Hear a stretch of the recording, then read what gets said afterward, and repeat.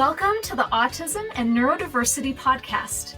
We're here to bring you helpful information from leading experts and give you effective tools and support.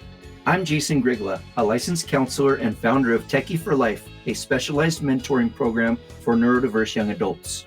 And I'm Debbie Grigla, a certified life coach. And maybe most importantly, we're also parents to our own atypical young adults.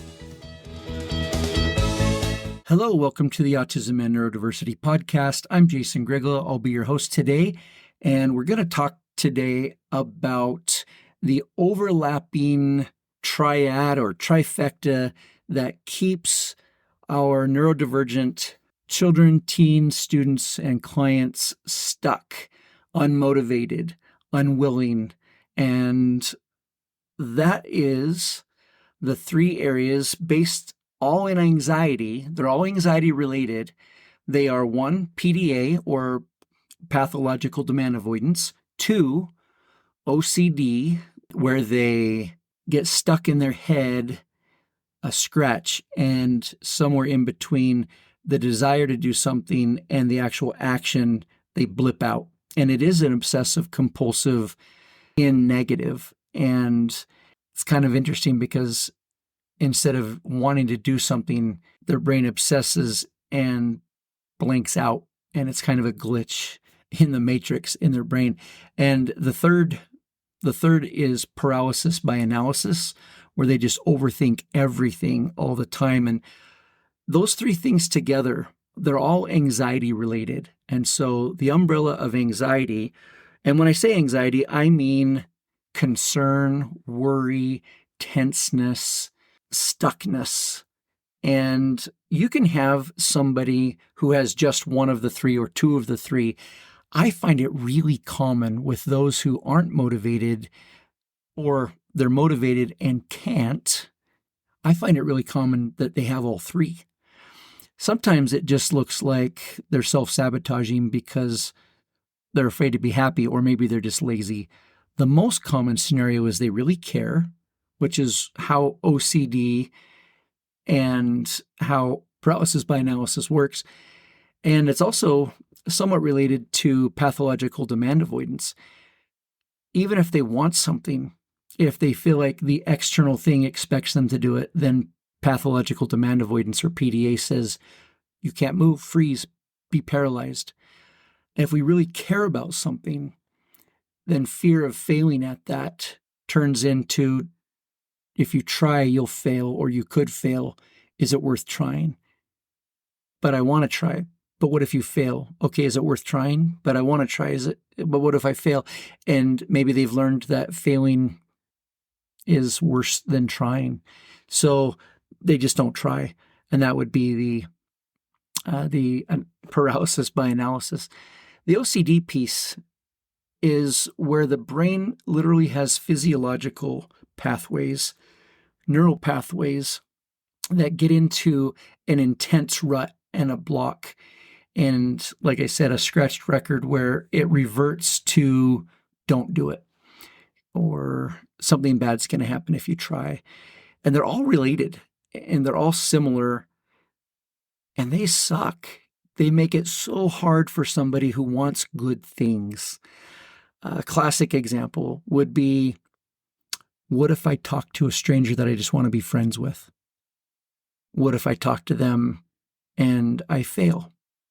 What if I say the wrong thing? What if they don't like me? And now you've got analysis by paralysis.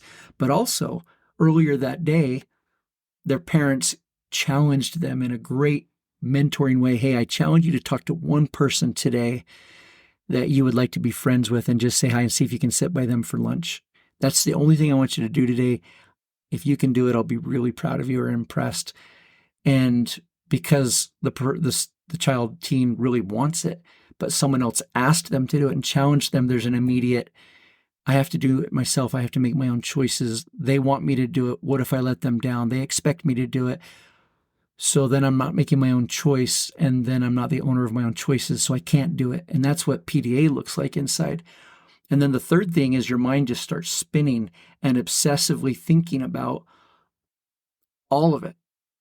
And all three together is like 1 + 1 + 1 is not 3. It's like 1 + 1 + 1 is 6 or 9 or 12. And that's where you end up getting 20 and 25 and 30-year-olds that just can't get motivated. They just can't get themselves over that hurdle. And if they could, and if they would, and if they do, typically all the chains of anxiety slough off and they break.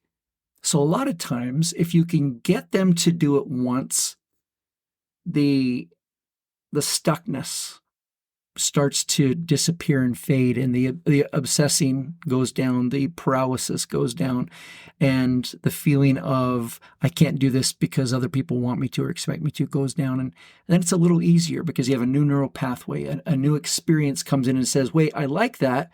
I want to do it next time a little bit better. And if you'll remember, we talked about neural pathways and how they work in a very simplified version, but a practical functional description is an experience comes in, we have an immediate reaction, and then out of our lower brain, we get into our higher brain and say, wait a minute, what would I have rather done? What could I have done different? What would I like to do different next time? So our neural pathway has a reaction, but then it has the ability to shift as we reflect and we're intentional about that next exposure to the same stimuli. And so that's how the brain grows and it builds new neural pathways. I'm uncomfortable with how that went. So next time I'm going to do it a little bit different. And we can't help but our brain changing and either reinforcing the stuckness from an anxiety lower brain place, or the brain starts to shift and change and grow new neural pathways. Exposure is a really good thing. Peer pressure, external pressure can only be used sparingly. And if they're close enough to the ridge that a little push gets them over it because they were close enough already. I remember growing up at Lake Powell where we jumped off cliffs a lot. And if people pressured and pushed them to jump, one, they were either less and less likely to do it and they would dig their heels in because they were feeling less and less control and more out of control, which makes us be in our fight or flight paralysis place. Or they don't get in their higher brain and they react out of fear that they'd better jump because everyone expects them to. And they almost always got hurt because they weren't in their higher brain thinking about how should I jump? How should I land? Keep my legs together, keep my arms in. So when we do act out of the lower brain and not out of the higher brain, it just causes problems. We've gone over that and over it. That's why it's such a simple, critical place to view and start is, are they in their lower brain? Because if they are, in this situation with lack of motivation or movement or lack of action, the anxiety-based PDA, obsessive compulsive thinking, and the paralysis kick in and kick our butts. And it happens to me. It's not like just neurodivergents experience this. We've all experienced it, and it seems to be really prevalent and harder to overcome in our neurodivergent loved ones. If I could think for a second, if there was any other advice I'd give you, it's stop and help them have ownership in what they're doing without letting on too much that you really want them to do it. 2, don't make it into a big deal because then they overreact and overstimulate, which shuts them down as well. And I talked about that in my last podcast about being overstimulated. And 3, I would give them some easy steps to expose themselves to and push up against and lean into the thing that they want that would be good for them. And using the cliff jumping analogy off cliffs into water at the lake, I would say I want you to start by jumping off the very bottom step, and they jump off at 1 foot and then 2 feet and then 3 feet. And if they don't stop, if they just keep going and they realize I'm doing it, it's not that big of a deal because they've done it incrementally, their fight or flight brain is less likely to kick in until they get up to about 15 or 20 feet. And then they'll stop for a second and realize, oh my gosh, I am really high. I say, wait a minute, you just jumped off 2 feet lower. Go back down and jump off down there. And they get down there. But now that they've thought that the little higher, 2 feet higher was such a big deal, they're kind of freaked out about the lower one too, because now they're back in their lower brain. So they actually have to go back down the cliff to a place where they're really comfortable and they have ownership and they're not overthinking it and their anxiety is not kicking in, and choose to get back into their higher brain and say, I'm going to jump. I want this. It's fun. And then they move back up, but then they get a little further the next time. That's how development works. Incrementally, with intentional pushing ourselves out of our comfort zone, but having control and knowing what we will and won't do. And then having some people there to guide us, to encourage us and say, if you jump from that high, you're going to get hurt, because they might be overly confident. Who knows?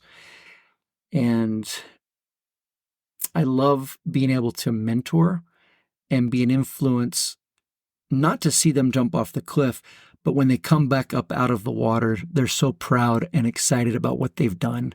I love that feeling.